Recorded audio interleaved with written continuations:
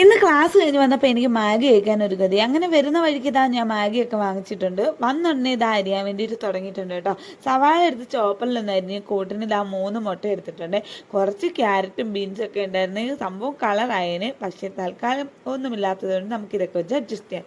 കുറച്ച് മഞ്ഞൾപ്പൊടി, ഗരം മസാല, മുളക് പൊടി, അതുപോലെ മാഗി മസാല എല്ലാം കൂടെ ചേർത്ത് ആ പച്ചമണം മാറുന്ന വരെ ഒന്ന് ഇളക്കിയതിന് ശേഷം ഇതാ മുട്ടയും കൂടെ ചേർത്ത് കുറച്ച് ഉപ്പുപൊടി ഇട്ട് നന്നായിട്ട് ചീകി എടുക്കുക. അപ്പുക്കുട്ടന് മാഗി ഭയങ്കര ഫേവറേറ്റ് ആയതുകൊണ്ട് അടുക്കളയിൽ തന്നെ ദാ ചുറ്റി കറങ്ങി നടക്കുകയാണ്. അങ്ങനെ ദാ നൂഡിൽസ് ഇവിടെ റെഡി ആയിക്കൊണ്ടിരിക്കുന്നു. നേരത്തെ മാറ്റി വെച്ച മസാലയും കൂടെ മിക്സ് ചെയ്ത് ദാ എല്ലാവർക്കും സെർവ് ചെയ്യാൻ പോവാണ്. ഇവിടെ എല്ലാവർക്കും ഏറ്റവും ഇഷ്ടമുള്ള ഒരു സംഭവമാണ് ഈ മാഗി എന്ന് പറയുന്നത്. അങ്ങനെ ആദ്യം തന്നെ അപ്പൂസിന് ഇത്തിരി കൊടുത്തതിന് ശേഷം പപ്പയ്ക്കും മമ്മിക്കും ദാ ഞാൻ കൊണ്ടു കൊടുത്തു. അപ്പുക്കുട്ടൻ ദാ അവിടെ ഇരുന്ന് തന്നെ കുറച്ചു നേരം കഴിച്ചതിന് ശേഷമാണല്ലോ പിന്നെ അച്ഛൻ കുറച്ചു നേരം വാരി കൊടുത്തു, പിന്നെ മമ്മി വാരി കൊടുത്തു. എല്ലാവരും പാത്രത്തിലും കഴിയിട്ടു. പിന്നെ